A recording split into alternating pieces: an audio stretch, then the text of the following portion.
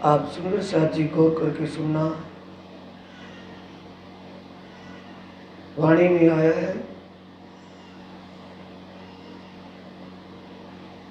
ए बल जब तुम तब बलबत बल सुख धाम, अरस परस जब इयों हुआ तब सुख देवे श्यामा श्याम।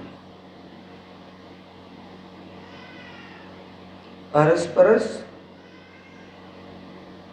जब हम अब इस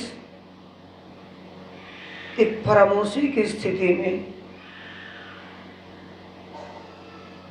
अनजानेपन में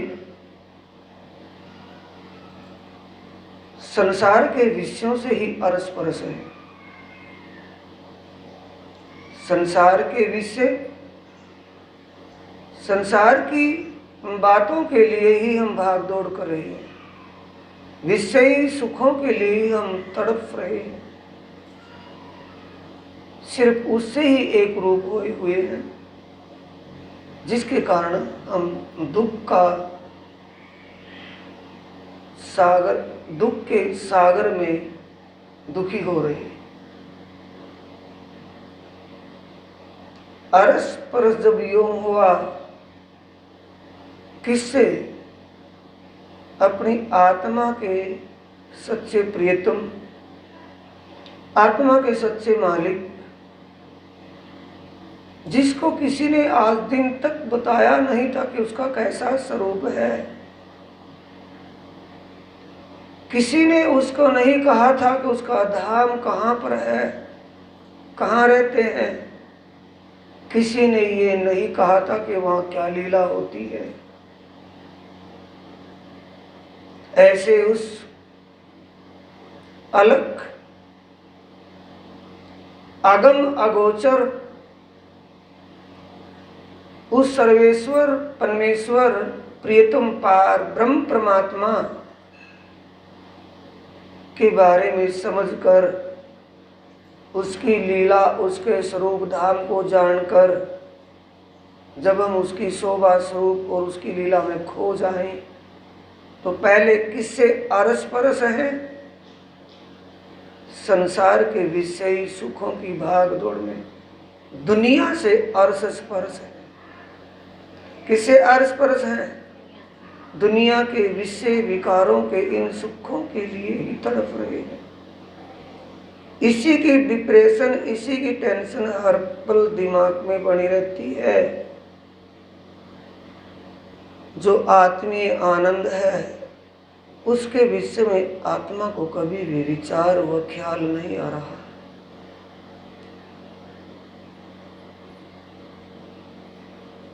उसके लिए धाम नहीं कह रहे।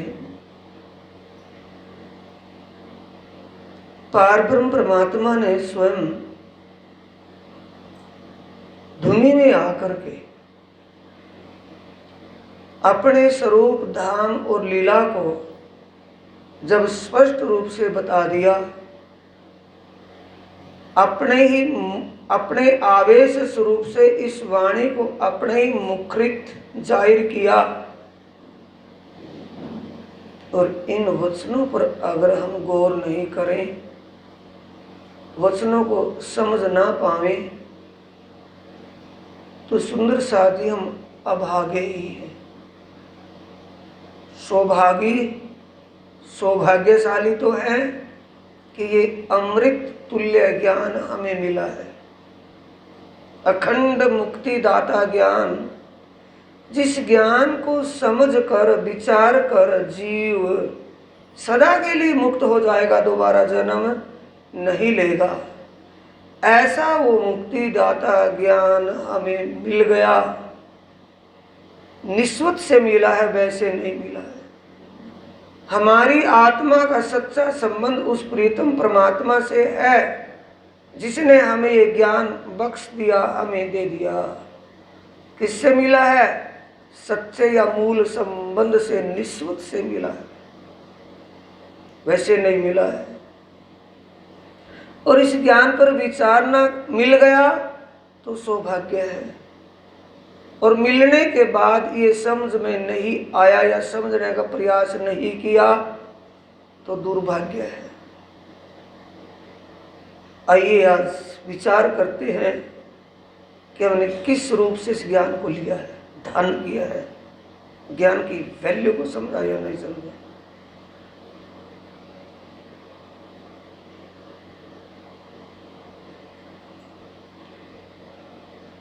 अभी कुछ दिन के बाद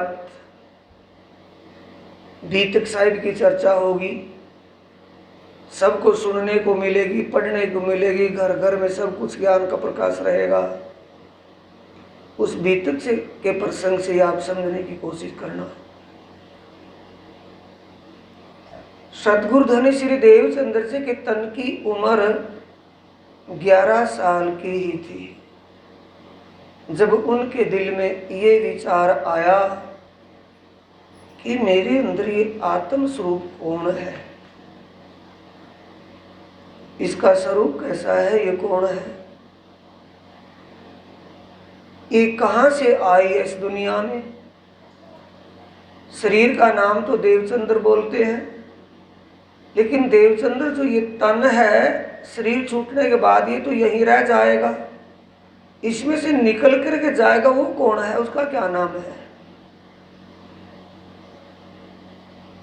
तन का नाम ही तो रखा है ना दुनिया वालों ने, हमारे सबके तनों का नाम दुनिया वालों ने शरीर का तो नाम रखा है कि अंदर बैठे का नाम रखा है, शरीर का नाम रखा है।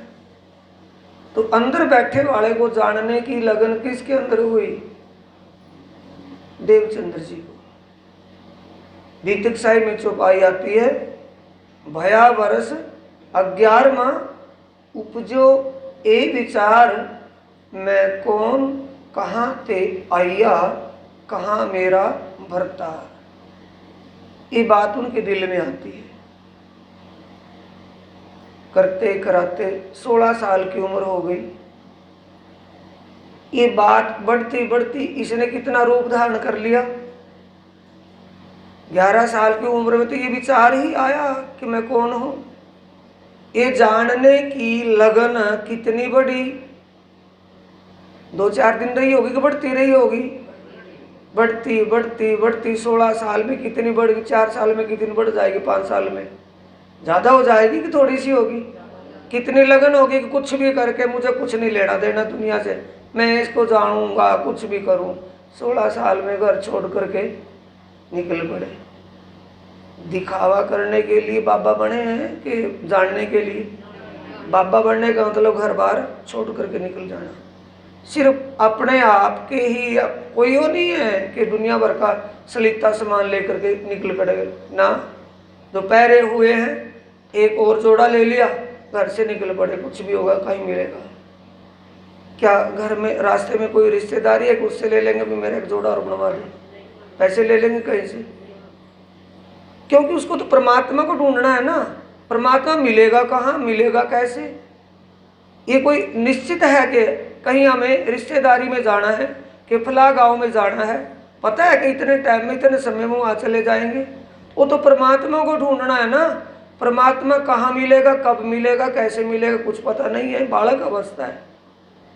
16 साल की उम्र में घर से निकल पड़े।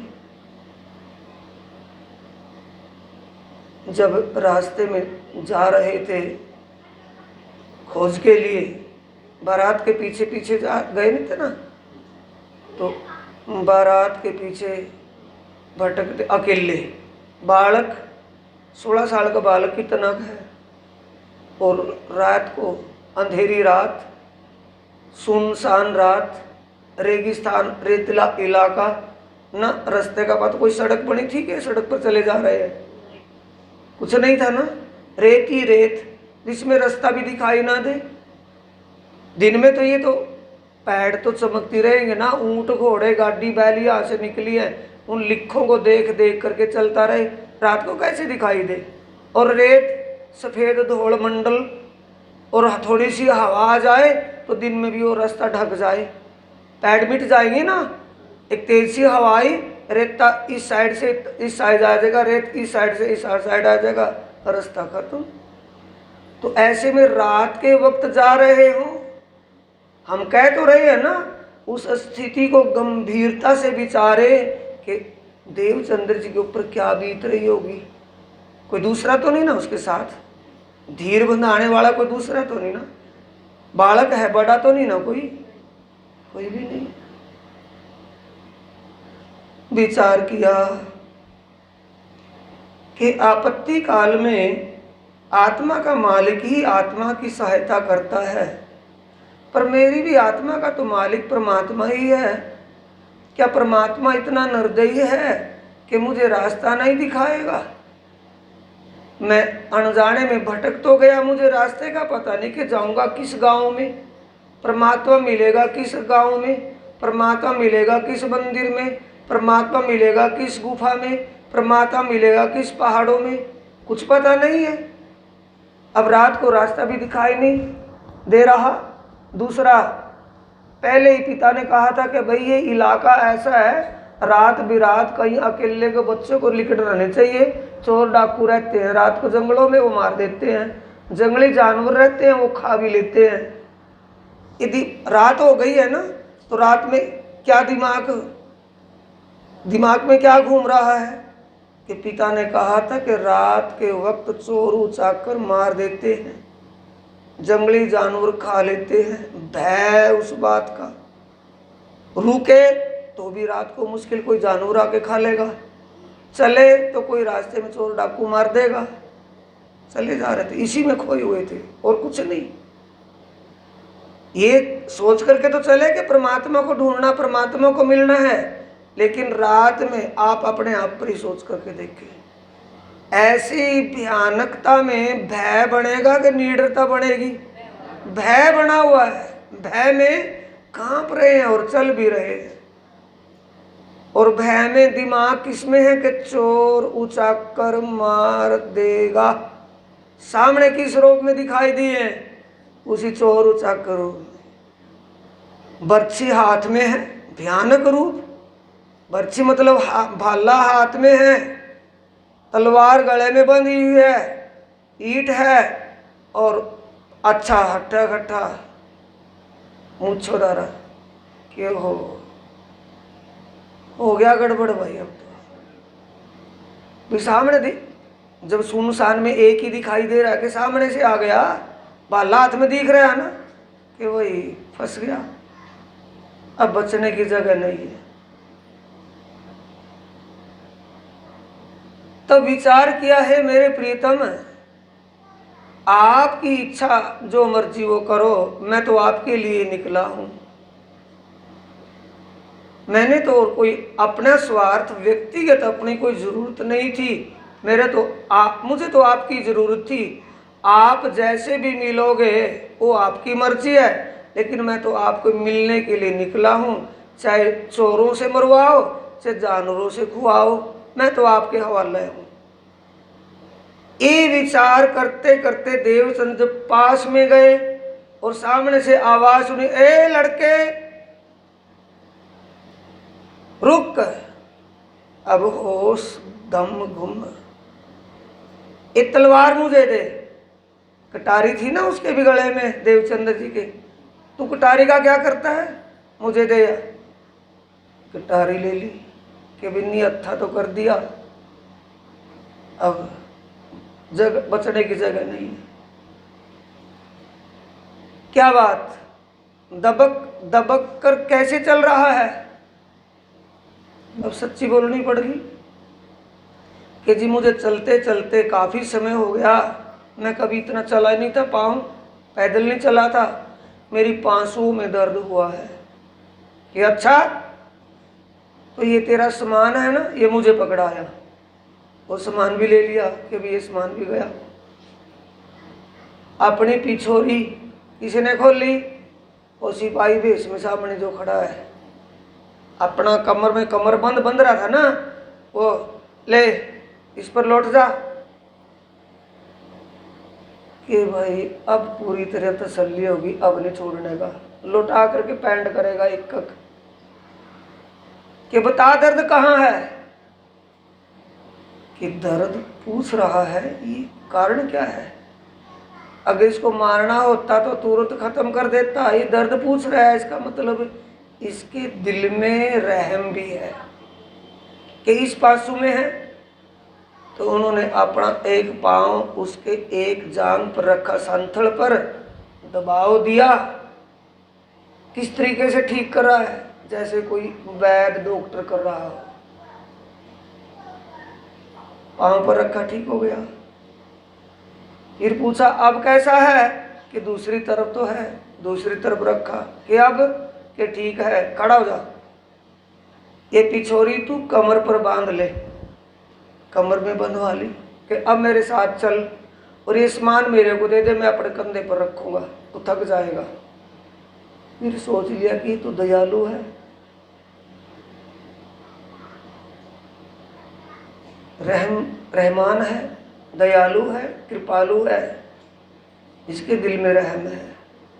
शायद ये मुझे मारेगा तो नहीं, मुझे अपने घर ले जाकर अपना काम करवाएगा। मरने से तो बच ही गए, काम करके गुजारा कर लेंगे, क्या बात हुई। चले रास्ते में बातों बातों में उसका रास्ता तय करवा दिया। सामने बारात का पड़ाव था, जिस बारात के पीछे गया हुआ था, सामने से बारात दिखाई दी कि देखिए ये आदमियों का शोर शराबा सा है, कुछ आवाज आ रही है ना जंगल में, इनकी आवाज को पहचान रहा है कौन है? तेरी साथी है ना बारात के? हाँ जी यही है। कि जा फिर इनके पास। ये पिछोरी मेरी, कपड़ा जो दिया था ना कमर में बांधने के लिए, क्यों दिया था? कि अभी आगे चलना है, फिर थकेगा, फिर इसके पेट 500 में दर्द होगा, इसलिए वो पिछोरी लिया मेरी, मेरे को दे ले अपना सामान।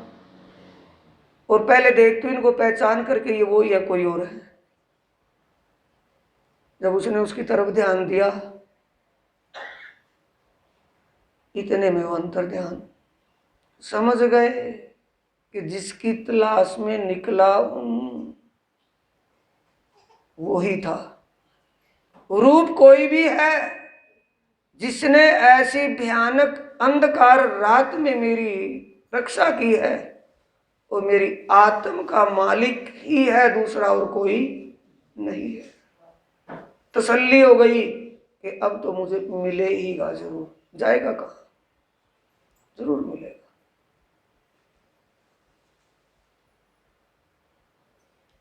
किस भेष पर एहसास हुआ? सिपाही के भेष पर। जब बारातियों से मिलता है और भोजन के लिए वो उसको मजबूर करते हैं कि भोजन बनेगा, ले ले ले, कि नहीं, मेरा संयम है, अपने हाथ से भोजन बनाकर अपने मालिक को भोग लगाकर फिर जीने का मेरा एक संयम है। कि तू सूखा सीधा तो ले सकता है ना, कि हाँ वो तो ले लूंगा। वो ले लिया, भोजन बनाया, भोग किसका लगाया? अभी तक तो परमात्मा के बारे में उसको पता नहीं, वो है कौन, स्वरूप कैसा है, कैसा उसका हुलिया कैसा है, स्वरूप कैसा है, कुछ पता नहीं ना। तो भोग किसको लगाए? विचार कर लिया कि जिस रूप में वो आया था और स्वरूप तो उसी का था, उसमें रूप तो था, समझ रहे? रूप में स्वरूप में भेद है कि एक ही है। रूप तो दिखाई देता है और स्वरूप दिखाई हम कह तो देते हैं, थोड़ी सी बात एक पल में बोल देते हैं कि महाराज जी का स्वरूप उठा करके लाना, और रूप को कह रहे हैं स्वरूप। स्वरूप समझ में आ जाएगा, फिर उसको उठाएंगे कि उठा उठाया साथ में रहेगा। बोलो, स्वरूप तो पावर है ना, क्या पावर को हम उठा करके लाएंगे? उस रूप में जो स्वरूप था, और रूप कौन सा धारण किया था? सिपाही का, दीवान का भेष था। स्वरूप कौन था? प्रीतम का था। इतना एक्टिव दिमाग देवचंद्र जी का था कि स्वरूप तो उसी का था, पावर तो वही थी। जो भी रूप उसने धारण किया है, मैंने तो उस रूप को देखा है, स्वरूप को नहीं देखा। उसी रूप में स्वरूप है, मैं उस रूप का ही ध्यान करूं। इसका ध्यान किया। सिपाही भेष, दीवान भेष में जो मिला, हमें किस रूप में मिले हैं? सद्गुरु स्वरूप में मिले हैं। क्या हमने सद्गुरु स्वरूप को पहचान लिया? रूप को ही देखा है, स्वरूप को। जिस दिन स्वरूप में हम स्वरूप को देख लेंगे, दो रूप से देखना है। एक तो है ज्ञान चक्षुओं से समझना उसके स्वरूप को, दूसरा ध्यान की स्थिति में जब हम ध्यान की एक गहराई तल्लीनता में चले जाएं और उस हादी की कृपा हमारे ऊपर हो जाए और अपने स्वरूप का वो दर्शन करवा दें, तब की बात है, वैसे नहीं। इंद्रावती महाराज ठाकुर को ध्यान की स्थिति में अपना साक्षात करवाया आके किसी और में। जब इंद्रावती महाराज ठाकुर हबसा में नजरबंद तड़फ रहे थे, व्याकुलता की आग में दहक रहे थे, उस वक्त जब उस महाराज जी ने अपने उस सदगुरु महाराज का स्वरूप का ध्यान किया कि हे मेरे धनी, जो स्वरूप जो रूप देखा था उसी का तो ध्यान किया कि हे मेरे सदगुरु हादी, आपने तो कहा था कि सेवा ही धर्म है। मैं तो सेवा को धर्म समझ करके सेवा ही कर रहा था। मैंने कोई अपने स्वार्थ के लिए तो कुछ नहीं किया, पर मेरे ऊपर इतना बड़ा जुल्म क्यों हुआ कि मेरे घर की कुड़की नीलामी बोल दी, मेरे दो भाइयों को मेरे साथ नजरबंद अंदर अरेस्ट हवालात किया हुआ है। इतनी बड़ा सजा क्यों दी गई? तब किसका दर्शन हुआ? स्वरूप का या रूप का? किस स्वरूप का दर्शन हुआ? तुम स्वरूप श्यामा जी, तुम में स्वरूप, तुम स्वरूप के संग, युगल स्वरूप राज्य श्यामा जी का। राज्य के बाई तरफ कभी तो देवचंद्र जी का रूप दिखाई देता है, कभी श्यामा जी का, कभी श्यामा जी का, कभी राज्य का। समझ गए? नहीं, मैं भूल में था। तभी बोला, तारतम्य में लिखा है ना स्वरूप साहब में, पहले में तारतम्य जो बड़ा तारतम्य लिखा ना बड़े लाइन में, श्री देवचंद्र जी सत्य छे, सदा सत्सुगना दातार, विंतड़ी एक जो वल्लभा, मो अंगनानी अविधार। हे मेरे प्राण प्रीतम प्राण वल्लभ, मेरे राज रसिक, आप सत्य हो, आप साक्षात पारब्रह्म अक्षरातीत स्वरूप हो। मैंने आपके रूप को ही देखा, स्वरूप को नहीं पहचाना। मेरी इसी भूल को क्षमा करना। विनती क्षमा के लिए करवाई जाती है कि वैसे मस्ती में? बोलो। रिक्वेस्ट किसी बात पर की जाती है कि वैसे ही? विनती एक जो वल्लभा, हे मेरे प्राण वल्लभ, मेरी आपके चरणों में एक प्रार्थना है। मैंने जो आपको पहचानने में भूल की, उस भूल को तुम हो तैसी कीजियो। मैं अर्ज करूं मेरे पियू जी, हम जैसी जो तुम करो मेरा तलप तलप जाए। हमारी जैसी मत करना, मुझे भूलना नहीं। मैंने तो आपको भुला दिया था, आपको पहचाना नहीं, आप तो पहचान रहे हैं ना मुझे अपने शरणा। मो अंगनानी अविधार, अविधार कहते हैं स्वीकार करना। मुझ अंगना को अपने चरणों में जगह दो, स्वीकार करो, अपने चरणों से दूर ना करना। मुझसे जो भूल हुई है वो तो हुई, मेरे धनी आप मुझे अपने चरणों में स्वीकार। ये शब्द कब है? पहचान होने के बाद या पहले? पहले क्या कहा था जब अरब से आए थे? जब अरब से खेता भाई को बुलाने के लिए भेजे थे ना देवचंद्र जी ने महाराज ठाकुर को, और जब 5 साल में वापिस आए और उनका परिणाम स्वीकार नहीं किया गया, तो क्या कहा कि गुरु जी आप मेरे से इतने दुखी हो तो मैं आपके दरबार में कभी भी नहीं आऊंगा। बुलाओगे तो आऊंगा, वरना मैं कभी भी दरबार में। वो अनजाने की भाषा है, जानकारी की? अनजाने की। और जानकारी की भाषा मुझ अंगनानी अविधार, मुझ अंगना को अपने चरणों में स्वीकार कीजिए मेरे धन।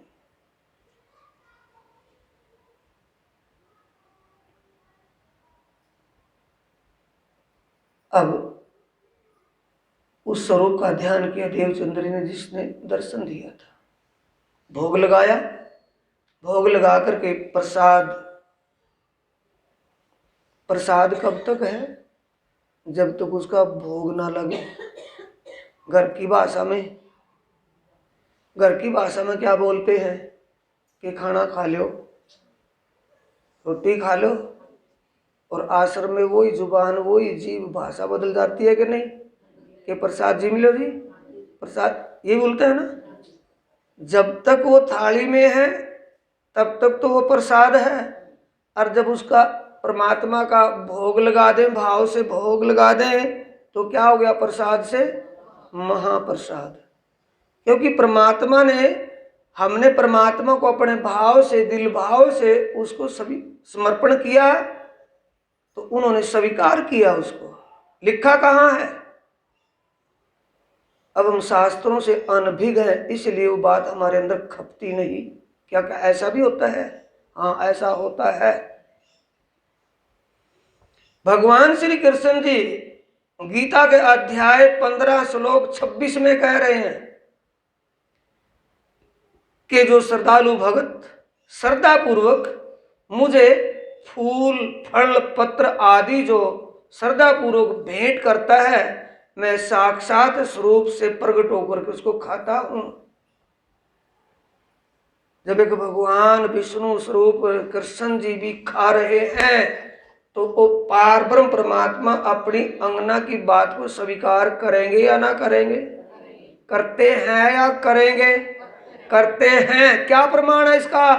कि प्राणनाथ जी जब बंगला जी साहिब दरबार में चर्चा कर रहे थे, और प्राणनाथ जी की एक सेवक पन्ना की रहने वाली, राजस्थान में शादी हुई थी उसकी, और लड़की अपने जिस घर में गई हुई थी, उस घर वालों को राज जी या प्राणनाथ जी के बारे में कुछ ज्ञान नहीं था, और उसका एक संयम था कि घर में जो कुछ भी रसोई में भोजन बनाए उसका भोग लगाकर वहीं गुप्त रूप से, यानी बिना उनके बताए, उसका भोग लगाकर उस भोग को प्रसाद में मिलाकर वो माँ प्रसाद बना करके सबको देती थी। तो एक दिन प्राणनाथ जी चर्चा कर रहे थे, और उस लड़की ने जैसे अपने ससुराल में रसोई में भोजन तैयार किया, तो उसमें खीर का भोजन था, और ससुर ने कहा कि बेटी मुझे किसी काम से जाना है, जल्दी मुझे प्रसाद दे, मैं भोजन लेकर के जा रहा हूँ। उसने जल्दी करके गरम गरम जो खीर थी, थोड़ा उसने कोशिश भी कड़छी से, चमचे से उसको छिद्दा करके थाली में फैला करके थोड़े से को डालकर उसको ज़्यादा फैला करके जल्दी ठंडा करके लगा दूँ। फिर भी जल्दबाजी में वो गरम खीर का भोग लगाया गया, और गरम खीर का भोग लगाया गया। किसका भाव किया है? जिसको देखा है उसी का भाव किया है, कि जिसको देखा नहीं उसका भाव किया है?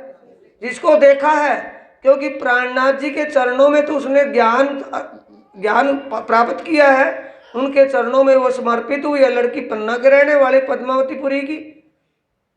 तो उन्होंने उसी स्वरूप का ध्यान करके भोग लगाया, और प्राणनाथ जी जब भोग लगाया, जिस टाइम वो लड़की भोग लगा रही थी, प्राणनाथ जी बंगला जी साहिब में बैठे चर्चा कर रहे थे।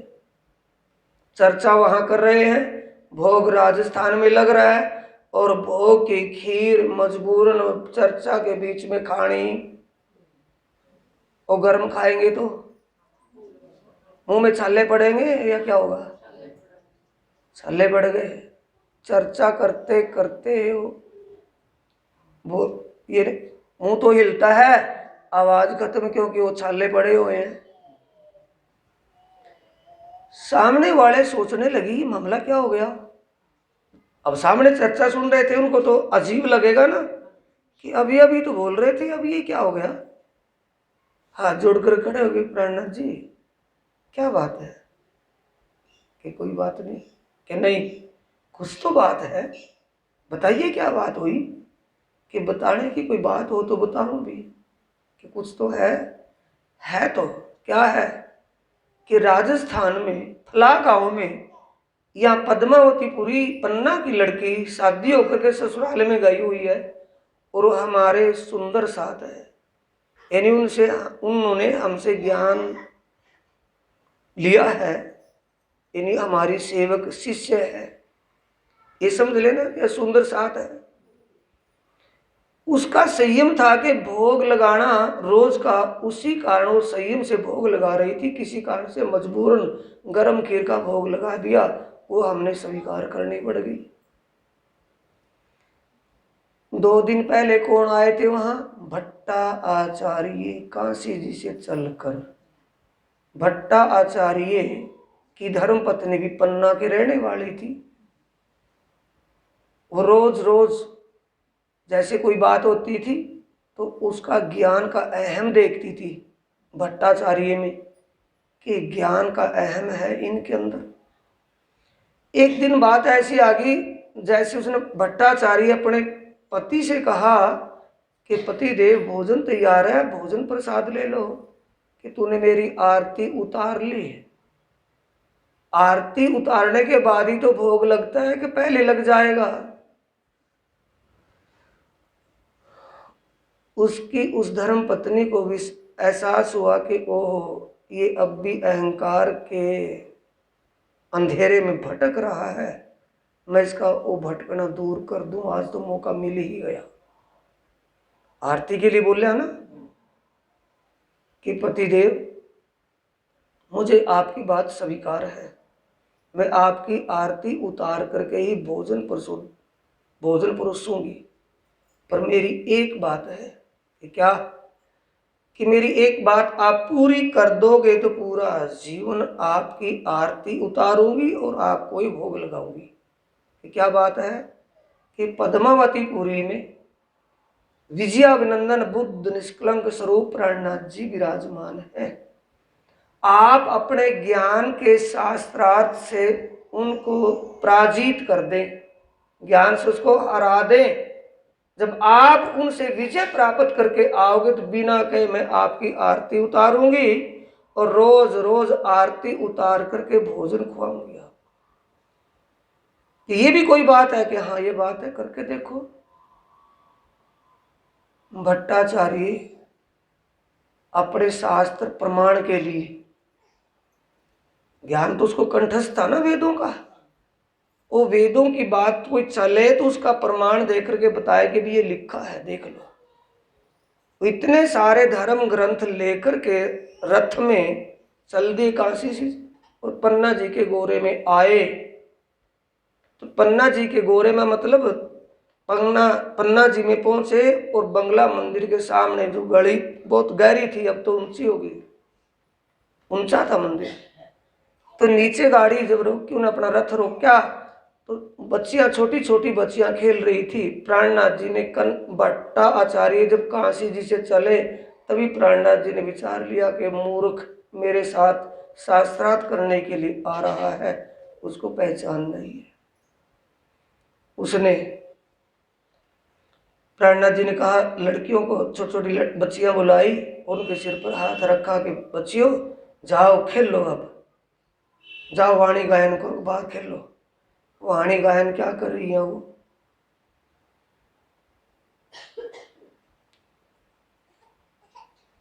ना ईश्वर इत अक्षर को विलस्यो मन, ना ईश्वर ना मूल प्रकृति, तादिन की कुम आपा बीती, निज लीला ब्रह्म बाल चरित्र, आप अपनी इच्छा जो प्रकृति कोटि ब्रह्मांड नजरों में आवे, छिन में देख के पल में उड़ावे।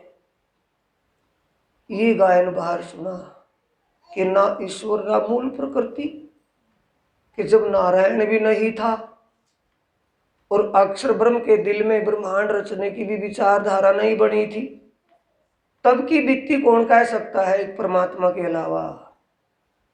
जब यहाँ की बच्चियों में भी परमात्मा के बारे में इतना बड़ा ज्ञान है, तो जिसके साथ मैं शास्त्रार्थ करने के लिए आया हूं वो तो ज्ञान का सागर है।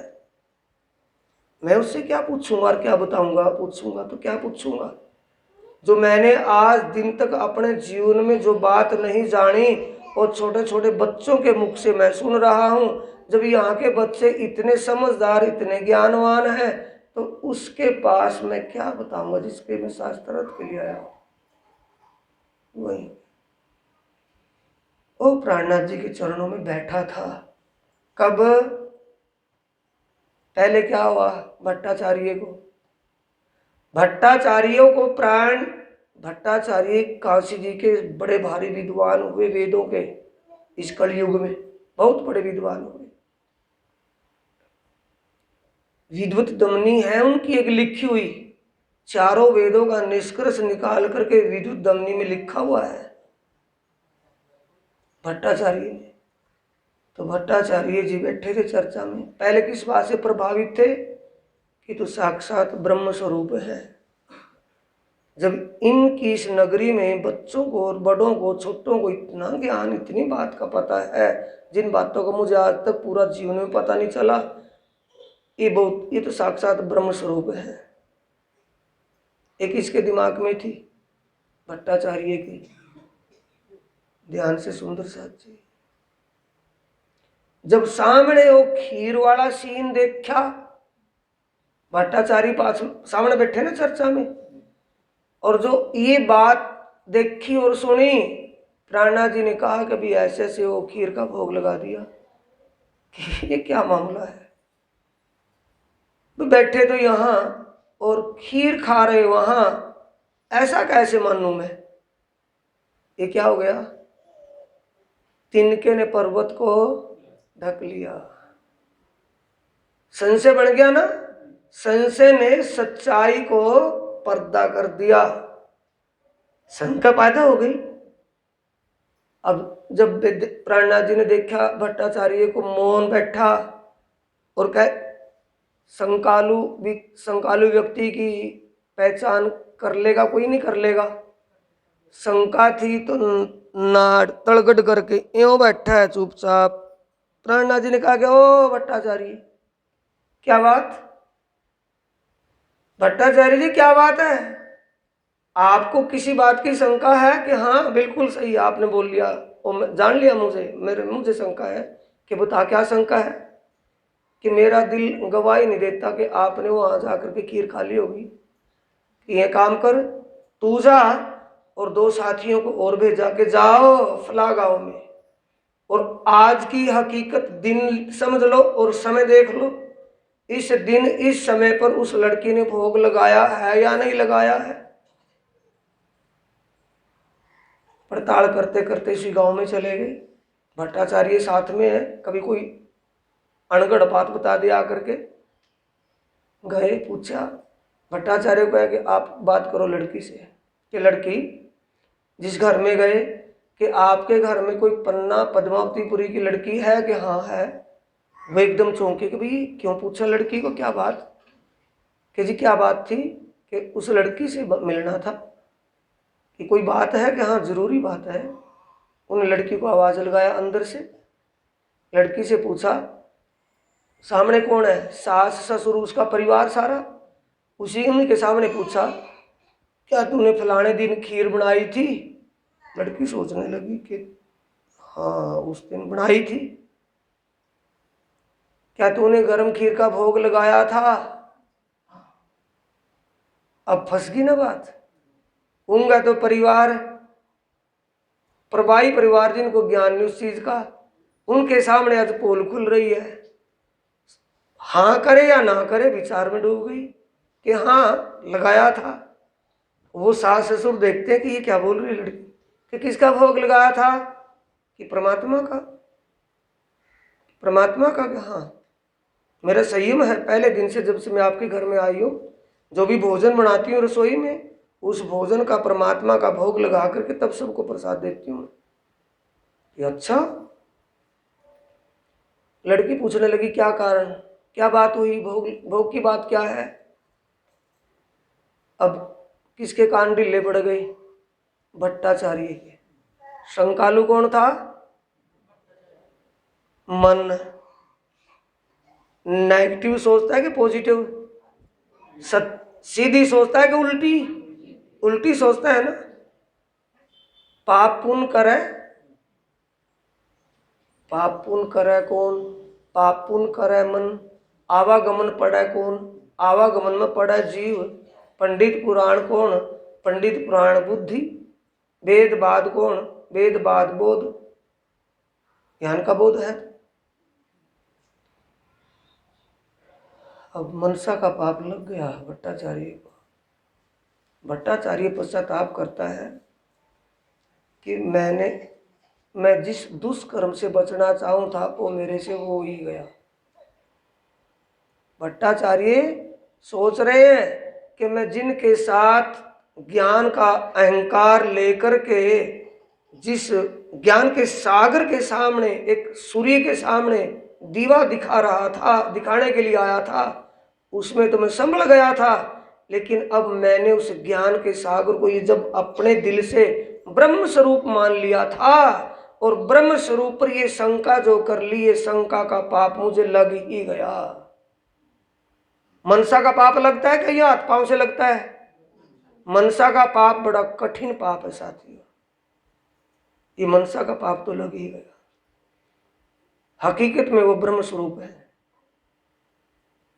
ये भट्टाचार्य ने आकर के अपनी गलती को स्वीकार किया और कहा, भट्टाचार्य जी पूरा जीवन धनी के चरणों में समर्पित हो गए कि मैंने अपने जीवन काल में आपको जो पा लिया, मेरा यही सौभाग्य समझो मेरे धनी।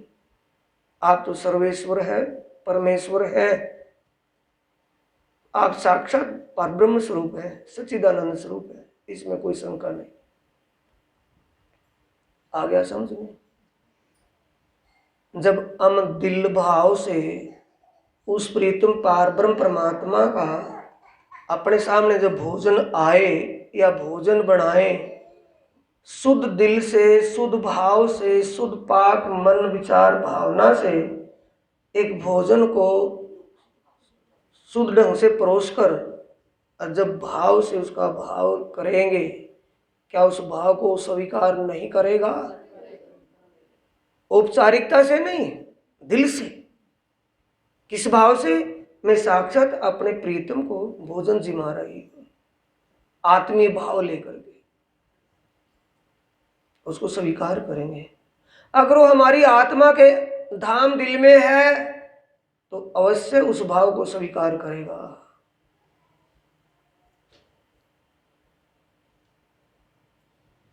ये सुंदर साची देवचंद्र ने जब भोग लगाया तो स्वीकार किया या नहीं किया उसने? भोजन देवचंद्र जी ने जब भोजन का भोग लगाया, थाली धो करके पानी भी पी लिया कि इस महाप्रसाद का एक कण भी बेकार। हम क्या समझते हैं? देखा होगा आश्रम में जब प्रसाद देते हैं ना चम्मच से, तो प्रसाद खा करके देखा ना, क्योंकि उनको उसकी वैल्यू का पता नहीं। ये तो नहीं किया देवचंद्र जी ने।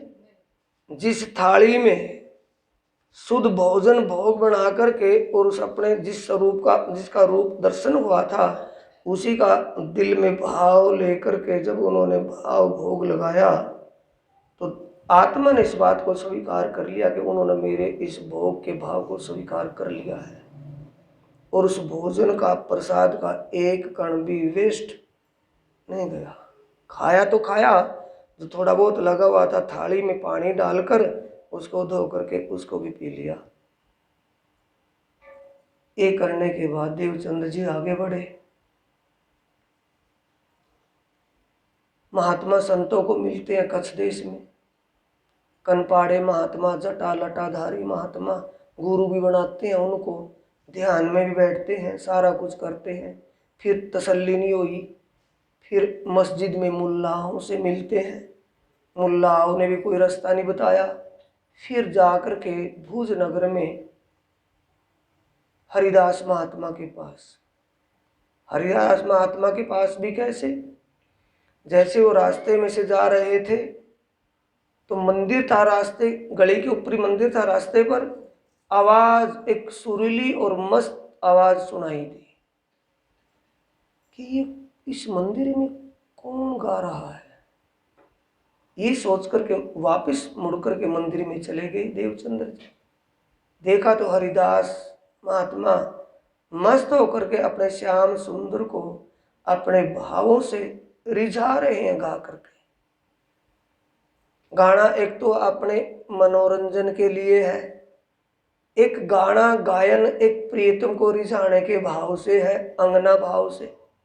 जैसे मीराबाई अपने श्याम सुंदर को अपने नृत्य और अपने गायन से रिझाती थी, ऐसे ही वो गा रहे थे तो वो उसको देख करके प्रभावित हुए कि इतनी मस्ती परमात्मा के नाम पर, मेरी तो मस्ती कुछ भी नहीं है। कौन ये परख कौन कर रहे हैं? देवचंद्र जी, कि इनकी मस्ती के तो मैं तुल्य अभी नहीं हूं, इसके बराबर नहीं हूं, इतनी मस्ती इसके अंदर। कि इसको ये पता नहीं कि मंदिर में कोई आया है तेरे पास, इसको कुछ पता नहीं है, मस्ती में बोल रहा है। जब कीर्तन पूरा हुआ, हरिदास जी ने देखा कि आप कौन? कि मैं देवचंद्र हूँ। कहाँ से आए हो? मैं भूज नगर से। हरिदास जी ने, मैं आपके पास, मैं परमात्मा की तलाश में, परमात्मा को पाने के लिए खोजता खोजता यहाँ तक आया हूँ। कहाँ के रहने वाले हो? कि उमरकोट गांव। आपके पिता का नाम? कि मतु मेहता। हाँ, मतु मेहता। समझ गया कि मैं मतु मेहता का तो कुल पुरोहित रहा हूँ। हरिदास मतु मेहता के कुल पुरोहित थे। वो उमरकोट गांव छोड़ करके भूज नगर में रहने लगे थे, वहां अपना परिवार वहां रख लिया था। क्यों? ये बिना बताए आया है। उसने सूचना कर दी माँ बाप को कि भी आपका लड़का हमारे पास है, चिंता मत करना। रहने लगी। क्या उसमें बीतक साहब में है, सांचवटी देखी इत आए। सांचवटी क्या देखी वहां? सांचवटी का मतलब सत्य, सच्चा भाव। किसके अंदर देखा? हरिदास जी। क्या देखा? गर्मी के वक्त मंदिर में 5-6 बार मंदिर को धोते हैं, बिल्कुल ठंडा ठार रखते हैं, गर्मी का नाम भी नहीं हो मंदिर के अंदर। जब गर्मी का, ये पंखे तो नहीं थे ना, हाथ का पंखा लेकर के, मूर्ति कौन सी है? पत्थर की है कि असल मसल के बाल मुकुंद या बांके भी आ रही वहां है? असल मसल तो बेहद मंडल में है, हद में तो उनकी मूर्ति तो है, तो मूर्ति को हवा कर रहे हैं। जब सर्दी का समय आता है, हवा कर रहे हैं, अपने आप को पसीने आए हुए और उनको हवा कर रहे हैं खड़े खड़े, इतना टाइम हो गया। जब सर्दी का मौसम होता है, आप सर्दी में ठुर ठुर रहते हैं और मंदिर में कोयलों की अंगीठी से लगा करके वहाँ रखते हैं, गर्म वस्त्र पहनाते हैं, मूर्तियों को गर्म वस्त्र उड़ाते हैं, रजाई में पुढ़ावनी करवाते हैं। ऐसा सच्चा भाव देख करके देवचंद्र जी और भी प्रभावित हुए। देख लिया कि बात तो भक्ति तो सच्चाई के बिना नहीं मिलेगी, और मैं इनकी सेवा करूं तो सेवा से मुझे ऐसी भक्ति का रास्ता ये बता ही देंगे। किसके दिल में आ गया? देवचंद्र जी के, मैं हरिदास जी की सेवा करूंगा तो सेवा से प्रसन्न होकर के मुझे ये परमात्मा मिलन का मार्ग बता ही देंगे। कैसे मिला जाएगा? सेवा करनी शुरू कर दी। बाल मुकुंद जी की मूर्ति देने का विचार कर लिया कि अपने घर ही सेवा करते रहे, तो बाल मुकुंद जी अलोप हो गई, वहां अंतर्दृष्ट अदृश्य हो गई वन मंदिर से। अदृश्य होने के बाद अब दुखी होकर के हरिदास महात्मा चौखट पर पड़े हुए हैं, मंदिर की चौखट के सहारे लगे बैठे। तो रात को उनको आभास हुआ जैसे साक्षात बाल मुकुंद जी खड़े हैं सामने। और बाल मुकुंद जी ने कहा कि क्या बात, निराश क्यों हो? कि आप अदृश्य हो गए? कि नहीं, मैं तो मंदिर में हूं। कि आप, कारण क्या है अदृश्य होने का? कि तुम मेरी मूर्ति को देवचंद्र जी को दे रहे थे, तुम्हें ना ही स्वरूप की पहचान, रूप की या स्वरूप की? बीतक में क्या लिखा है? रूप लिखा है या स्वरूप? स्वरूप। तुम्हें स्वरूप की नहीं पहचान, ना मैं इनकी सेवा सह सकूं, ना सह सकूं एहसान। मैं तो उनका पहले ही एहसानमंद हूं। कि एहसानमंद इनका कैसे है? कि ये पार ब्रह्म परमात्मा की हृदयेश्वरी है और ये रासेश्वरी है। रास लीला में इन्होंने पार ब्रह्म परमात्मा के साथ रास की लीला की है। परमात्मा की हृदयेश्वरी समझो इसको, साक्षात परब्रह्म स्वरूप है। जब वो पार ब्रह्म अब से पहली लीला में 11 साल 52 दिन तक बाल तन में लीला की, उस बाल तन में मैं ही जीव रूप में था, जो मुझे अखंड किया है योग माया के ब्रह्मांड में। मेरा नाम तब से बाल मुकुंद हुआ। इतना बड़ा एहसान इनका है जिन्होंने मैं सदा के लिए जन्म मरण से निकाल दिया मेरे जीव को। अब इस बात से कौन प्रभावित हुआ? हरिदास। दुनिया में कभी ऐसा नहीं हुआ कि गुरु चेले के पांव पकड़े और चेले पे नाम दाम लिया चेले से। जब देवचंद्र जी के तन में पता लगा कि वो शक्ति है तो भरे बाजार में उनके चरणों में जाकर के लौटते हैं हरिदास और क्षमा याचना करते हैं कि मेरी भूल को माफ करना, मैंने आपको अनजाने में आपका शिष्य माना है। फिर श्याम जी के मंदिर में जाकर जब राज्य की शक्ति उनके तन में विराजमान हो जाती तो सबसे पहले नाम दाम किसको देते हैं? सबसे पहले उस हरिदास महात्मा, उसकी मिसिज, उसके लड़के वृंदावन और उसकी धर्म पत्नी, उस परिवार को नाम देते हैं। ऐसा दुनिया में सुना तो नहीं होगा कि चिल्ला गुरु चिल्ले से ही नाम दाम लेवे, पहले गुरु बने फिर नाम दाम लेवे। ये उल्टी गंगा वहां चली। हरिदास की सोबत से देवचंद्र जी कुछ मिला है या नहीं मिला है? सोबत से मिला है कि वो सिक्का सिखाया था घर में। परमात्मा की कृपा तो उस पर तब भी थी कि नहीं थी? जब देवचंद्र जी अपने ही घर में थे 11 साल की उम्र में, तब तो परमात्मा की कृपा तब भी तो उसके ऊपर होगी या नहीं थी?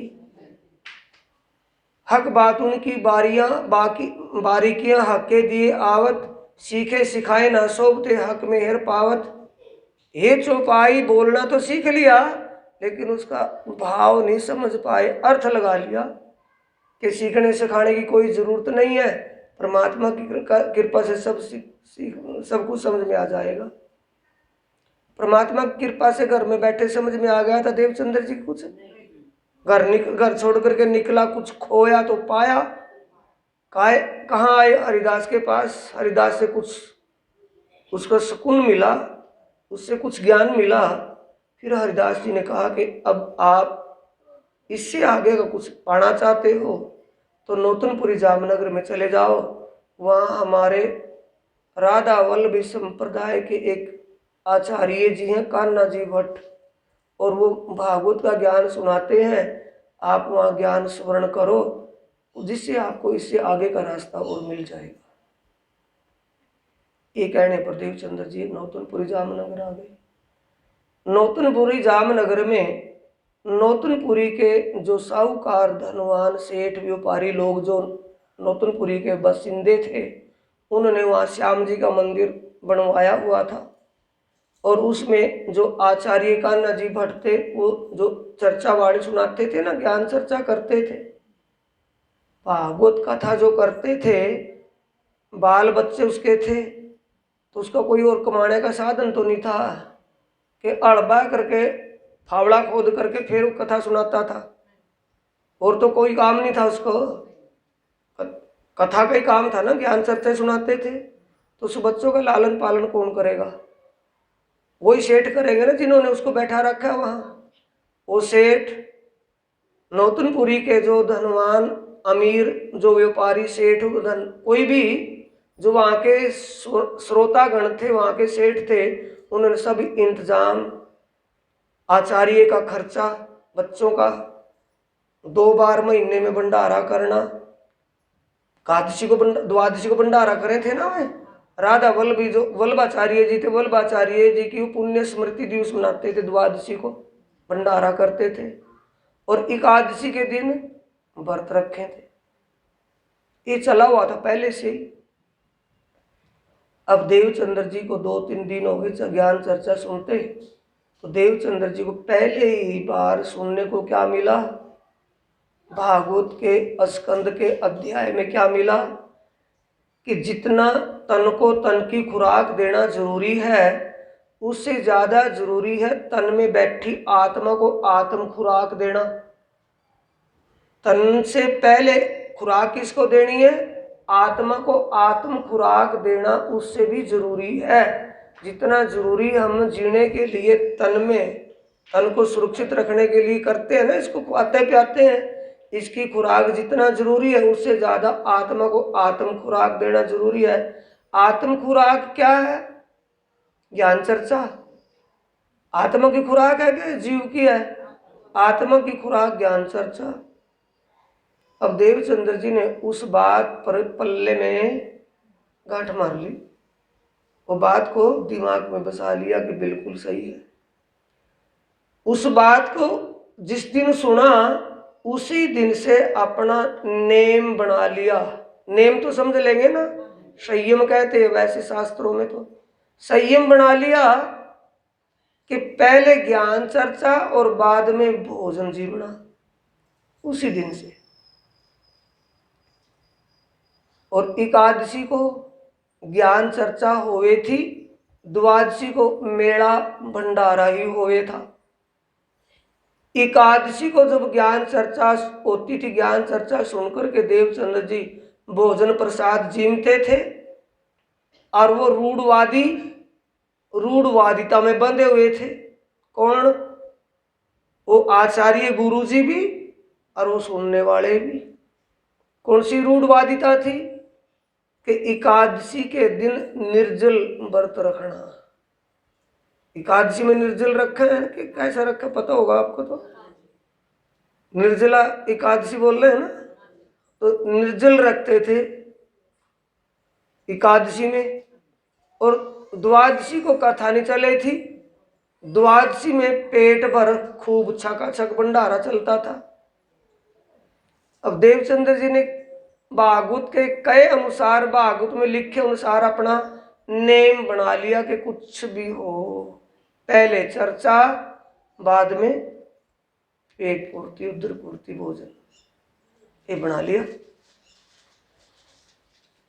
अब देवचंद्र जी ने जिस दिन से सुनना शुरू किया, तो जैसे अभी आपको बताया था, चर्चा होने से पहले, चर्चा शुरू होने से पहले क्या बोला था कि आज का चर्चा का विषय ब्रह्मवाणी के परिक्रमा ग्रंथ प्रकरण 4 से है, और चौपाई शुरू करी, वो चौपाई नंबर बताया गया।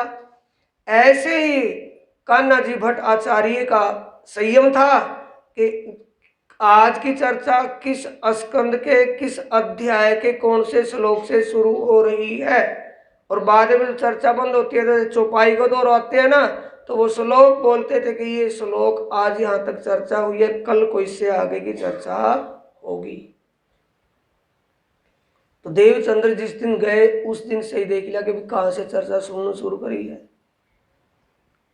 वो 1 महीना सुनी, जब कथा वो भागवत पूरी होगी दोबारा फिर शुरू की। 12 मासी चलती थी ना वहाँ, तो दोबारा से जब शुरू की और पूरी भागवत सुनी, दोबारा से फिर शुरू करी, फिर सुनी, तो देवचंद्र जी ने समझ लिया कि कहाँ किस स्कंद में किस अध्याय में ये कहा गया है कि जितना तन को तन की खुराक देना जरूरी है, उससे ज़्यादा जरूरी है तन में बैठी आत्मा को आत्म खुराक देना जरूरी है। ये समझ लिया। और जो किसी कारण से देवचंद्र जी ज्ञान चर्चा में जाने में लेट हो जाते थे, तब वहाँ जाते थे तो आचार्य जी श्लोक बोले थे ना, श्लोक बोल करके फिर उसकी व्याख्या, उसका खुलासा करके समझाते थे। तो श्लोक बोल रहे थे तो देवचंद्र समझाते थे, कल इस श्लोक पर चर्चा बंद हुई थी, आज इतने श्लोक मेरे आने से पहले इतने श्लोक की चर्चा इन्होंने औरों को समझा दी है और मैं उसमें नहीं आया, गैर हाजिर हो गया। उतने ही श्लोकों की चर्चा जब ज्ञान चर्चा सबको सुना करके बंद कर देते ना कान्हा जी भट्टाचार्य, तो वो देवचंद्र जी चर्चा के बाद भट्ट जी आचार्य के घर जाकर के एकांत में अलग से उतने श्लोकों की चर्चा बाद में सुनते थे। फिर तो इस बात को अब उसको भारी पड़ गई, पड़ेगी नहीं पड़ेगी? किसको पड़ी है? कान्हा भट्ट को। कि अभी एक बार तो सारी मजलिस में सुनाना पड़ा है, फिर देवचंद्र जी को अकेले सुनाना पड़ा है, सारा दिन में तो इसे हिले मरा गया। ये विचार करके कान्हा जी भट्ट ने विचार कर लिया कि जब देवचंद्र जी आवे तभी शुरू करूंगा, आज पहले शुरू करता ही नहीं। पहले शुरू क्या करते थे भाई, पब्लिक बैठ जाए, इतर बितर ना रहे, शांत रहे, तब तक और बात सुनाते थे, किस्सा कहानी भागवत का ऊपर संग नहीं शुरू करे थे, जहां से बंद किया था, जहां से शुरू करना था, और जब तक यूं का त्यों ही रखे थे। और जब देवचंद्र जी आकर के बैठते थे प्रणाम करके, तब वहां से शुरू कर देते थे। क्या अगले बोंदू थे, इस बात को समझते नहीं होंगे सुनने वाले की मामला क्या है। भागवत का तो जिक्र शुरू करें देवचंद्र जी के आने पे, उससे पहले हमें उरे परे की बातों में लगाए बैठे रहे। इसका मतलब देवचंद्र जी भागवत सुनने वाले, हम सुनने वाले नहीं। मुद्दत सा मुद्दत हम ये भागवत सुनते आने लग रहे, ज्ञान चर्चा सुना है, और सारा इंतजाम हमने कर रखा, मंदिर बना रखा, इस महाराज की तनख्वाह भी देवे, इसके बच्चों का खर्चा भी देवे, 2 भंडारे भी हम ही करें। अरे लड़का कल आया, इस लड़के की इतनी बड़ी वैल्यू, इसकी इतनी बड़ी बात कि यू आवे तो शुरू करें और हम बैठे रहें तो कोई लेन देन नहीं। इसका मतलब कुछ और ही है भाई। माया करे कल से विकल, माया बुद्धि फेर दे कि नहीं फेरा है? तो बुद्धि फेर दी सेठों की के बोला भाई, या तो यू देवचंद्र कहीं न कहीं को दूबड़े के नालों की तरह इसका कोई रिश्तेदार होगा, या फिर यू देवचंद्र इसको देने देने में मारे तो ज्यादा कुछ देता होगा। बात गड़बड़ जरूर है, पर इस गड़बड़ को ढूंढना पड़े ही पड़ेगा। यह बात कही गुरु जी आचार्य कान्हा जी भट्ट से कि महाराज जी एक बात बताइए कि जब तक देवचंद्र नहीं आते तब तक आप भागवत नहीं शुरू करते, क्या कारण है? क्या अकेला भागवत सुनने वाला देवचंद्र जी ही है? कि ये तो मेरे को पता नहीं सुनने वाले में कौन कौन सुनने वाले हैं, पर जिस दिन से देवचंद्र जी आया उसी दिन से देवचंद्र जी जिस दिन गैर हाजिर हो जाते हैं थोड़ी बहुत देर के लिए, उतनी बात मेरे को घर जा करके पूछते हैं। तुमने आज दिन तक किसी ने नहीं पूछा, मैंने श्लोक आगे बोल दिए पीछे बोल दिए, चर्चा बीच में से शुरू की है या वहीं से शुरू की जहां से छुट दी थी, किसी ने पूछा मेरे से? इसलिए भाई ये मेरे घर जाकर के दोबारा मेरे को दिक्कत ना करे, मेरे को बार बार वहां इसके लिए मजबूर ना करे। मैं देवचंद्र जी के आने पर ही शुरू करता हूं, मैं इसलिए करता हूं कि अच्छा, इसका मतलब देवचंद्र यानी वहां भी नहीं फंस पाए, दाव वहां भी नहीं लगा। इसे वाणी में क्या कहा प्राणनाथ जी ने, क्या कहा है? दुविधा दिल में अवगुण ढूंढे, गुण अंग सो ना लगावे, भूला फिरे भरम में अंधा, अंग में आग धकावे। भरम में क्या करेगा? अवगुण ढूंढेगा, किसी के क्या करेगा? किसी को बहम हो जाए ना किसी के प्रति, भाई किसी ने किसी के प्रति शंका लग जाए, जिसके प्रति उसकी शंका होएगी, जिस पर उसने बहम होगा, बहम वाले की कमी ढूंढेगा कि अच्छाई ढूंढेगा? कमी ढूंढेगा को, और क्या मिलेगी इसमें? और क्या मिलेगी? वो ताक में लग गए, लागू हो गए, जागूत है भाई, कहीं ना कहीं कमी मिलेगी। तो क्या कमी मिली? एक दिन एकादशी के दिन ज्ञान चर्चा पूरी होने के बाद देवचंद्र जी ज्ञान चर्चा में मंदिर में से घर आए, और जाकर के उन्होंने तो भोजन प्रसाद तैयार था, भोग लगा करके, किसका भोग लगा रहे देवचंद्र जी? किसका? नहीं, अभी तो बदल गया मामला। भूजनगर में भाग्य वस्त्रों की पूजा करे थे, जब कन्हैया के दर्शन हुए ना, तो अब सिपाही का तो छोड़ दिया, कन्हैया का ध्यान करने लगे भोग लगाते वक्त।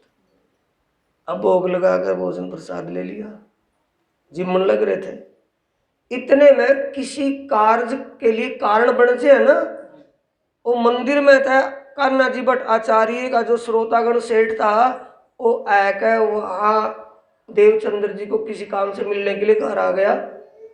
वो घर आवाज लगाई लीलबाई को कि देवचंद्र जी। लीलबाई बाहर निकली घर से कि हाँ जी बोलिए क्या बात है। कि देवचंद्र जी है कि अभी अभी आए हैं मंदिर से और भोजन प्रसाद जिम रहे हैं। कि भोजन जिम रहे हैं कि हाँ। कि क्या बात थी कि मिलना था। कि भोजन प्रसाद जिम रहे अभी मिल लेंगे। कि चलो मैं थोड़ी देर मिल गया ना कुछ, कि थोड़ी देर में मैं अपने आप आकर मिल लूंगा, कोई बात नहीं भोजन जिम लेने दो। अब जाकर के भागा भागा गया और भट्ट जी आचार्य के पास जाकर के रोड़ा कर दिया शोर कि गुरु जी क्या आप ये ज्ञान सिखाते हो कि क्या कि एक धर्म में दो दो रास्ते की बात तो बताओ। कि हमें तो आप एकादशी व्रत करना कहते हो, निर्जल रखते हो, आप भी एकादशी का व्रत रखते हो, निर्जल रहते हो। और देवचंद्र जी एकादशी को भरपेट भोजन जीमता है, द्वादशी को भंडारे के दिन उसको भोजन के लिए कहते हैं, वो कहता है मैं तो भरती हूँ भाई, मैं तो भोजन नहीं लेता, आज मेरा तो उपवास है। ये उल्टा काम क्यों है? एक ही धर्म में दो दो बात क्यों है?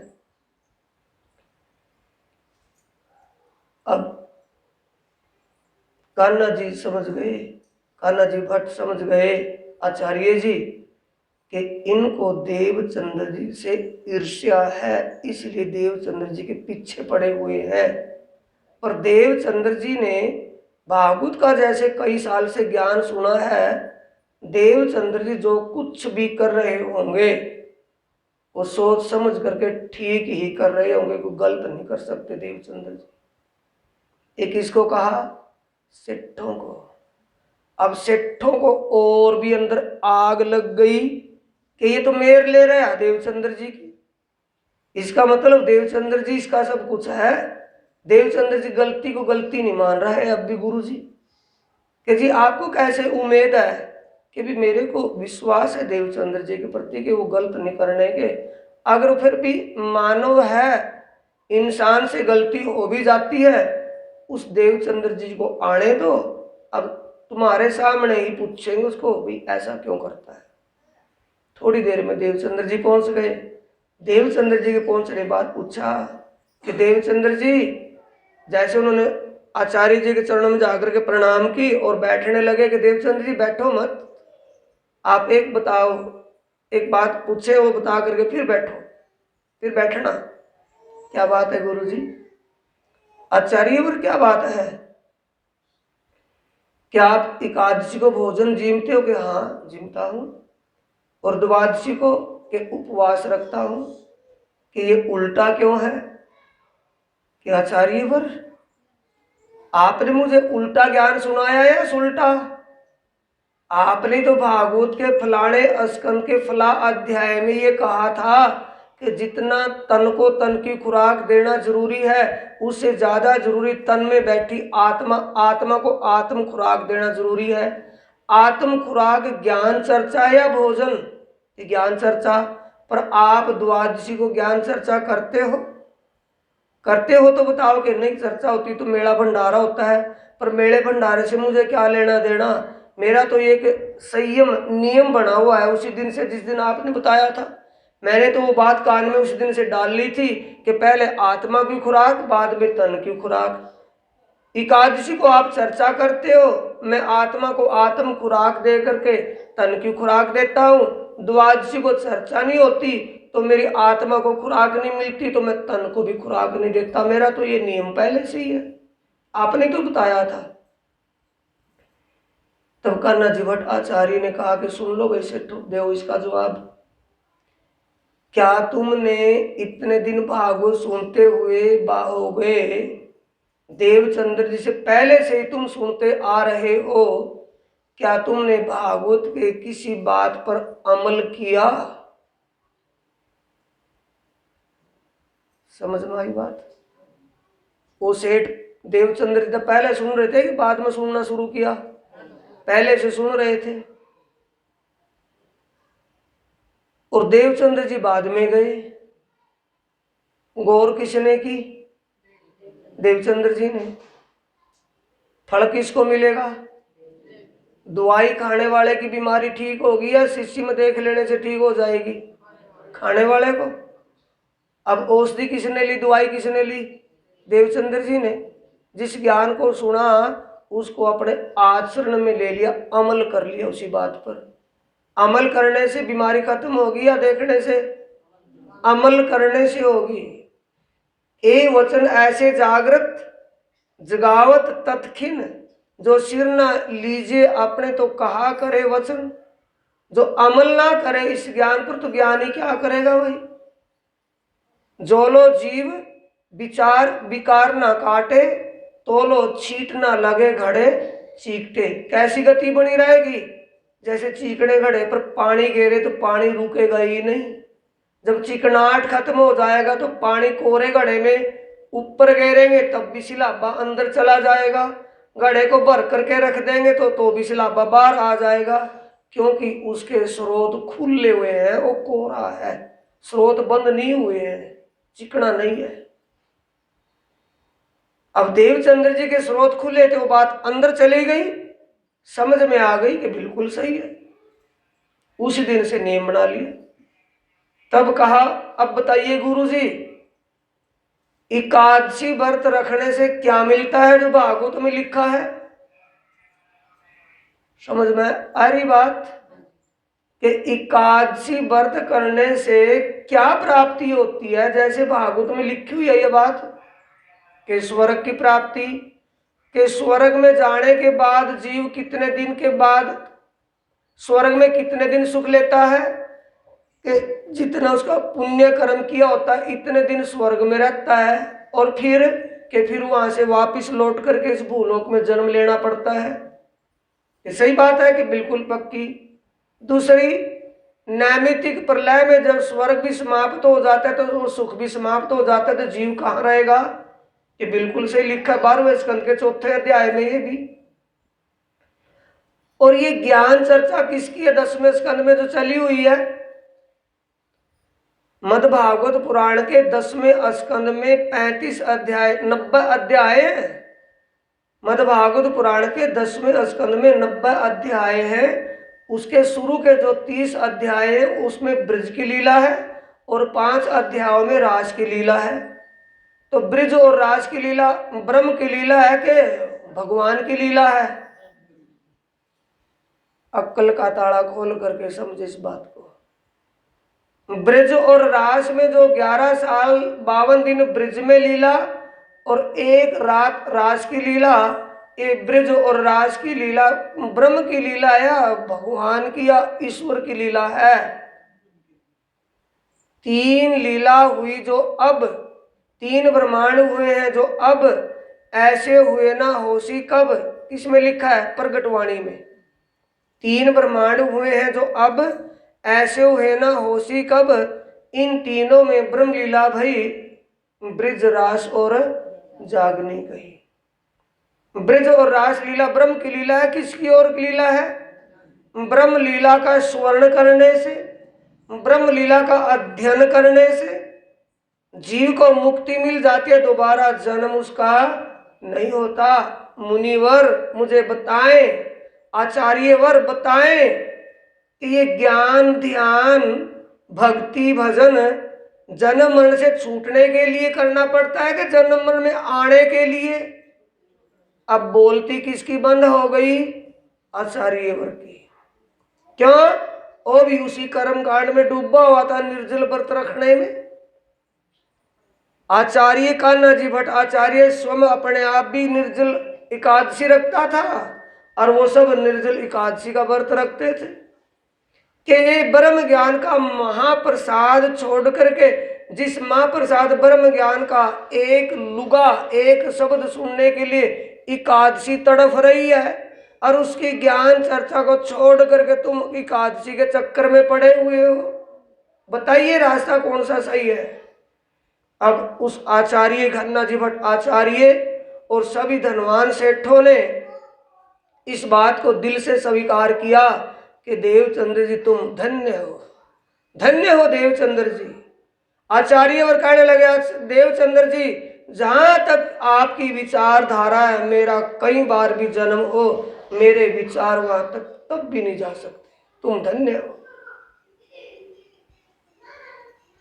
उसके बाद जिस परमात्मा की तलाश में 11 साल की उम्र में विचार आया था, 16 साल की उम्र में घर छोड़ करके निकल पड़े थे, उस परमात्मा का दर्शन उस ब्रह्म लीला को सुन करके ही हुआ या भागवत सुन करके? भागवत के अंदर 10वें स्कंद में सिर्फ 35 अध्याय ब्रह्म की लीला के हैं, बाकी और ऐतिहासिक राजाओं की बातें हैं।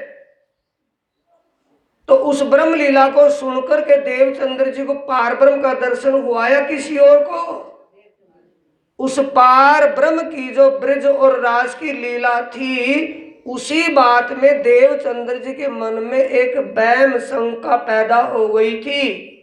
ये अखंड ब्रज लीला में भी श्री कृष्ण जी लीला कर रहे हैं और रास लीला में भी ओ श्री कृष्ण जी लीला कर रहे हैं। इतने कितने कृष्ण हैं, रास में कौन है, ब्रज में कौन है, ये वहम कौन नहीं हटा सका था? कान्हा जी भट्ट आचार्य।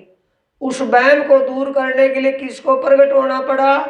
उस अक्षरातीत पार ब्रह्म को, जिसने ये कहा कि अब लीला हम जाहिर करें, जो सुख सैया हृदय धरे।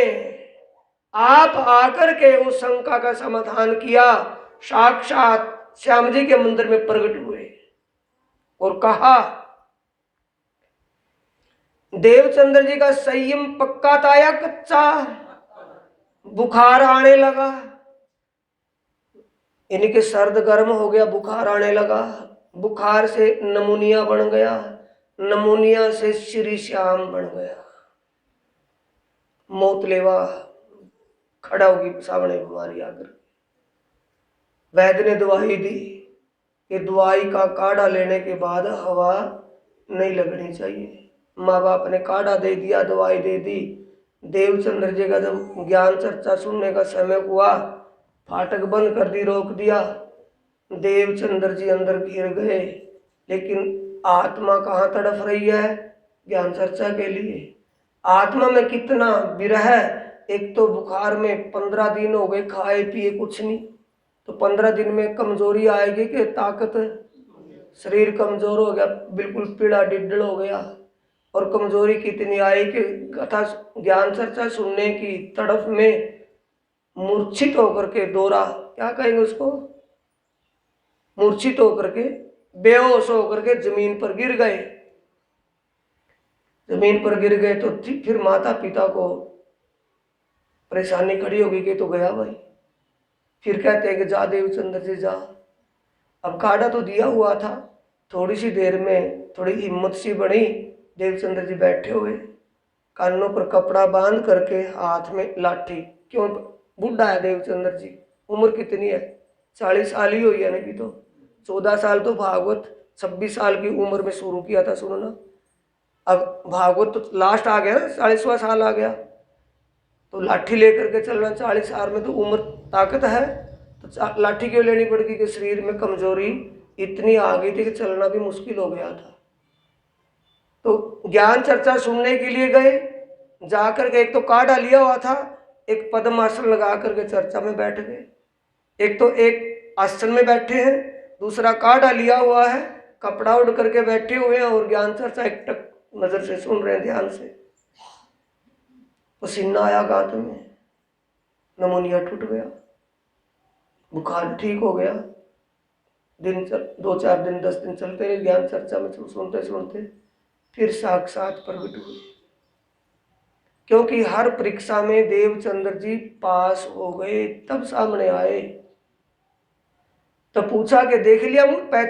देवचंद्र जी को एक आहट खड़का सुना, उसकी तरफ ध्यान गया तो सामने एक तेजोपुंज, सामने एक दिव्य स्वरूप सामने खड़ा है। दिव्य स्वरूप के तन बदन से दिव्य तेज प्रकाश फैल रहा है। जैसे लाइट होती है ना, लाइट में से तरंगे निकले, ऐसी तरंग उस स्वरूप में से निकल रही थी। तो देवचंद्र ने देखा कि ये मेरी आत्मा का स्वामी है और कोई नहीं।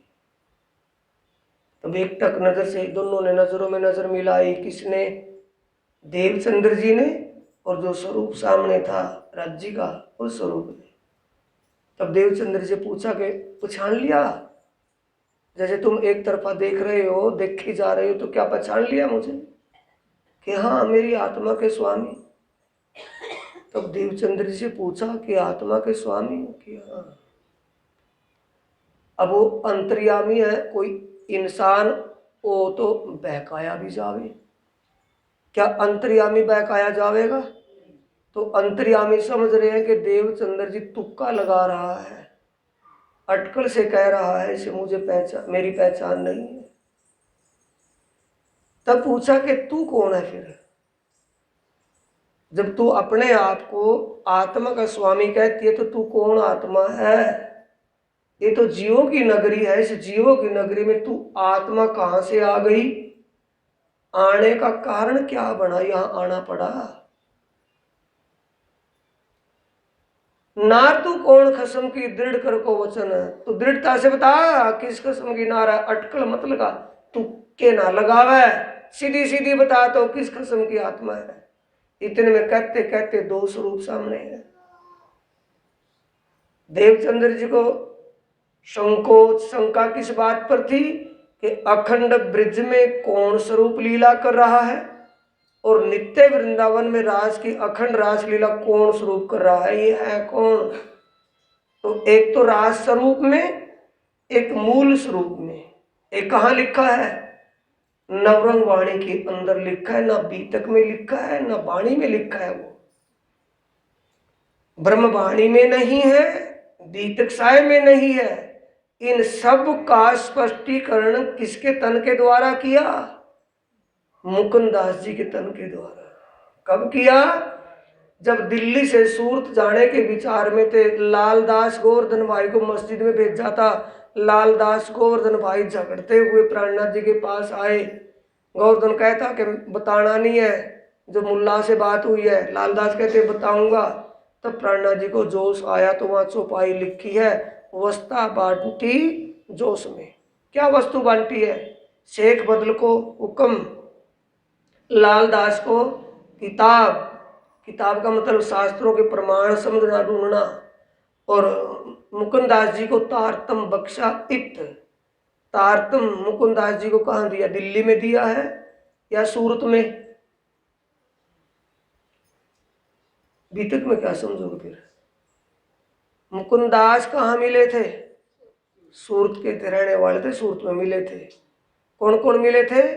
सोमजी भाई, भीम भाई, श्याम जी और भीम जी और मुकुंदास। तीन तो वेदों के विद्वान थे और गोविंद व्यास भागवत का विद्वान था।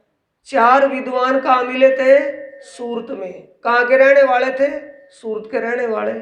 तो प्राणनाथ जी से जुड़े, तारतम ज्ञान सुन करके जुड़े कि वैसे ही पीछे पीछे चल दिए? तारतम ज्ञान तो वहां ले लिया था, तो वहां कौन सा तारतम बख्शा?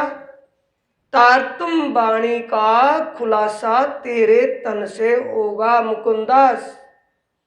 तो इसका वाणी का, बीतक का, सब का खुलासा किसमें हुआ है? नवरंग वाणी में। बीतक साहिब का और वाणी का खुलासा किसमें आया? स्पष्टीकरण नवरंग वाणी में। मुकुंदास कौन है? परम धाम की नवरंग बाई की आत्मा। नवरंग बाई वासना उस तन में, जो नवरंग बाई राज्य को नृत्य रास करके रिझाती है, वो नवरंग बाई उस तन में थी। इसलिए नवरंग बाई को भी शोभा दे दी कि तेरे तन से भी कुछ होना है। क्या किया? इस वाणी का, बीतक साहिब का, दोनों का निष्कर्ष रहस्य किसमें खोल दिया? नवरंग वाणी में। चौपाइयां कितनी है? 17,205 चौपाइयां। इतना ही बड़ा ग्रंथ है। उसके पहली किताब है, जैसे इसमें पहली किताब रास है, उस नवरंग वाणी में पहली किताब है सुंदर सागर किताब। सुंदर सागर का मतलब सुंदर बाई की जीवनी। सुंदर बाई कौन है? सतगुरु देवचंद्र जी की आत्मा। उसकी बात लिखी हुई है। कहाँ? 27वें प्रकरण की चौपाई नंबर 2 और 3 में।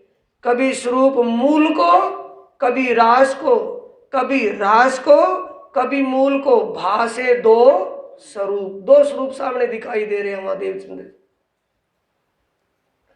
अब कौन से को बताए कि मेरी आत्मा के खसम, दोनों को किसी को देखा ना सुना उनके बारे।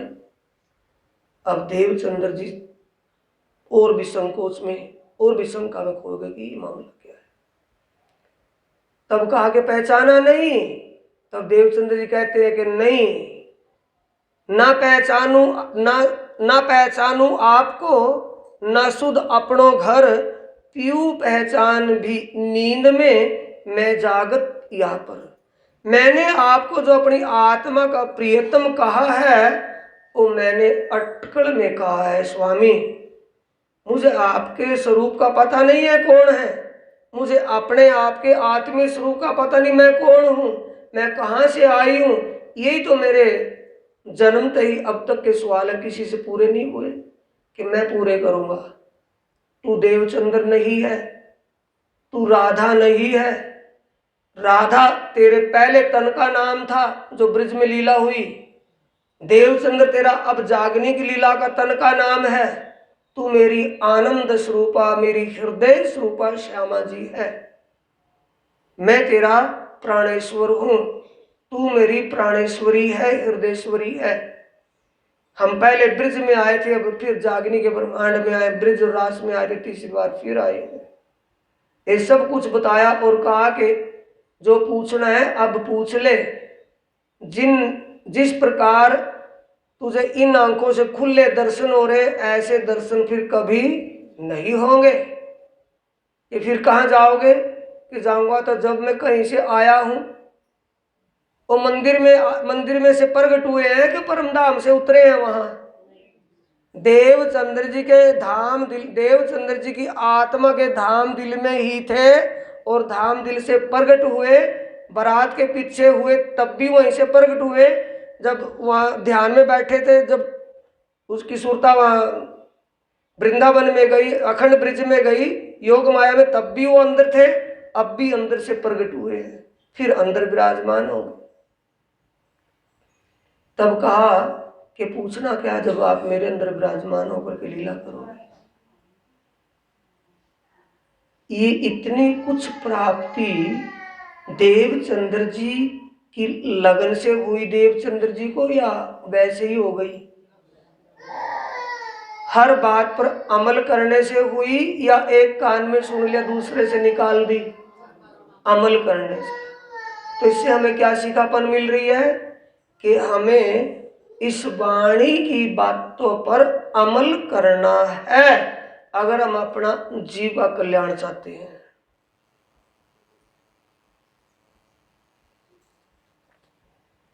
बाईपास चली गई होगी शायद।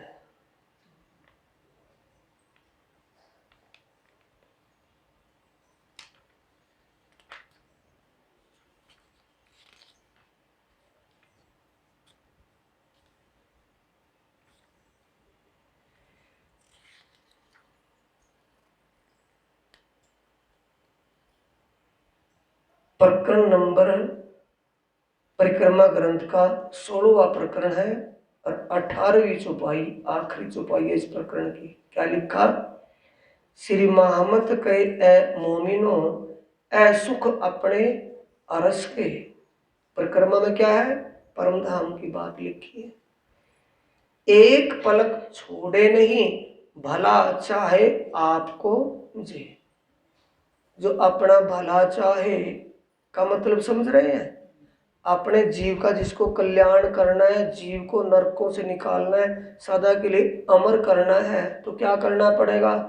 इस वाणी की बातों पर अमल करना पड़े ही पड़ेगा।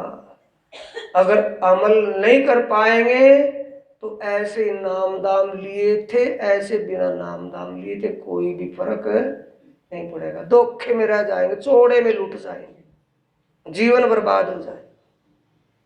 बोलो श्री प्राणनाथ प्यारे की जय, श्री सद्गुरु महाराज की। जब इतना कोशिश प्रयास करेंगे तो क्या होगा? चौपाई दोहराएंगे। ए बल जब तुम किया, बल का मतलब कोशिश, प्रयास। देवचंद्र जी ने प्रयास कोशिश ही की है, कुछ और किया है? कोशिश की है ना घर बार छोड़ कर पाने के लिए। जब हम कोशिश करेंगे अपने प्रियतम का साक्षात करने के लिए तो दर्शन देगा नहीं देगा, मिलेगा ना मिलेगा? जब देवचंद्र जी को मिल गया हमें नहीं मिलेगा, क्या इतना निर्दयी है वो देवचंद्र जी के लिए है? हमें मिलेगा नहीं मिलेगा? मिलेगा। फिर कोशिश तो हमें करनी पड़ेगी ना देवचंद्र जी की तरह। तो ये लिखा है, ए बल जब तुम किया तब अलबत्त बल सुख धाम, तब अलबत्त बल सुख धाम, अरस परस जब इयों हुआ, तब सुख देवे श्यामा श्याम, तब देवे श्यामा श्याम, तब सुख देवे श्यामा श्याम। बोलो श्री प्राणनाथ प्यारे की जय, श्री सद्गुरु महाराज की प्रणाम।